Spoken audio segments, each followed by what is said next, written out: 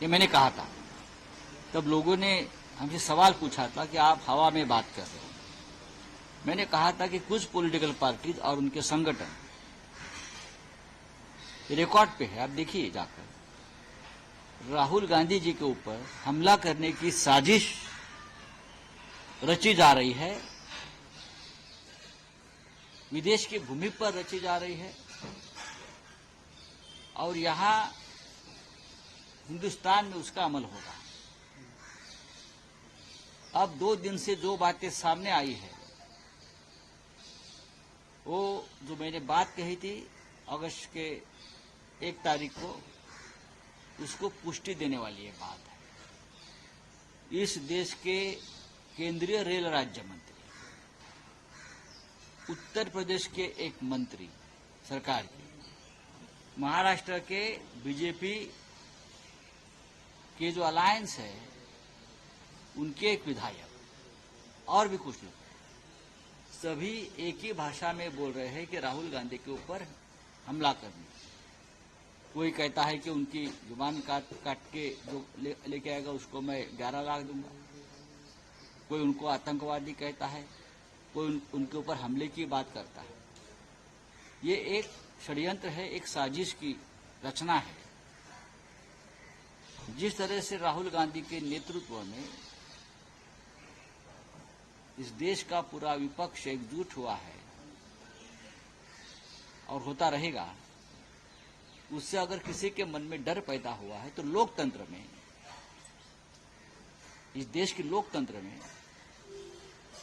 ये समस्या हल करने का ये मार्ग नहीं कि विपक्ष को जान से मारने की धमकी दी जाए। ये रशिया में होता है, ये रशिया में होता है कि विपक्ष के नेता को खत्म किया जाता है, और हो गया है, पुतिन ने कर दिया है।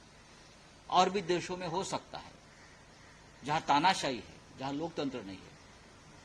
लेकिन हिंदुस्तान में अगर ये कहा गया है कि राहुल गांधी का हश्र भी, हाल भी उनके दादी जैसा या उनके पिताजी ऐसा करना चाहिए, कर देंगे, ये बात अगर इस देश के प्रधानमंत्री सुनते हैं और चुप बैठते हैं, इस देश के गृह मंत्री सुनते हैं और चुप बैठते हैं, मैं ये उसका मतलब ये समझता हूं कि ये साजिश का हिस्सा अब भी है, अब भी है।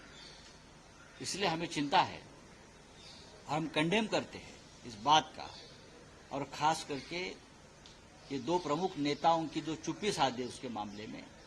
लीडर ऑफ अपोजिशन है, उसका नेता प्रतिपक्ष है, जिसको कैबिनेट रैंक है, उसके खिलाफ आपके पार्टी के लोग धमकाते हैं, मारने की कोशिश करते हैं, बात करते हैं, और आप चुप बैठते हो, यह हम बर्दाश्त नहीं कर सकते।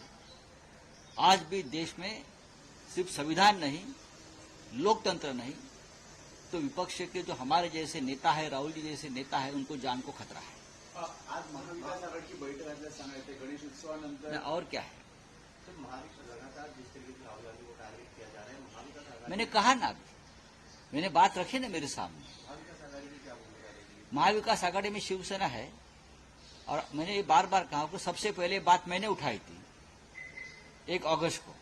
यहां से ही मैं कहा था कि राहुल गांधी के खिलाफ एक बहुत बड़ी साजिश हो रही है, उनकी जान को खतरा है, उनके ऊपर हमले के बारे में कुछ लोग सोच रहे हैं, ये मैंने कहा था यहां। और आपने देखा होगा कि दिल्ली से लेकर लखनऊ तक और महाराष्ट्र तक ये सभी लोग उस भाषा में बोलने लगे हैं। इंदिरा गांधी जैसा आपका हाल कर देंगे, या आपके पिताजी जैसा आपका हाल कर देंगे। यह अगर भाषा चल रही है इस देश में, लोकतंत्र में, और गृह मंत्री और देश के प्रधानमंत्री उसके ऊपर कोई एक्शन नहीं ले रहे, उसका मतलब यह है कि आप भी ये जो लोग बोलने वाले हैं उनके साथ। प्रधानमंत्री ने कहा है कि जब मैं गणेश चतुर्थी की पूजा में गया था तो जो कांग्रेस है और उनका जो इकोसिस्टम है, जो सत्ता के भूखे हैं, उनको नहीं, ये प्रधानमंत्री जी झूठ बोल रहे हैं, प्रधानमंत्री जी गलत बयान दे रहे हैं।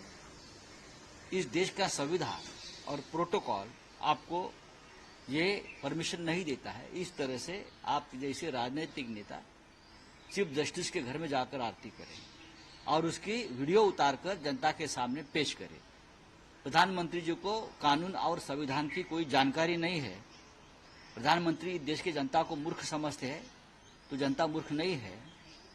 प्रधानमंत्री के खिलाफ, केंद्र सरकार के खिलाफ चीफ जस्टिस के सामने ऐसे ऐसे मुकदमे चल रहे हैं और ये मुकदमे बहुत गंभीर है, संविधान के बारे में है और भी है।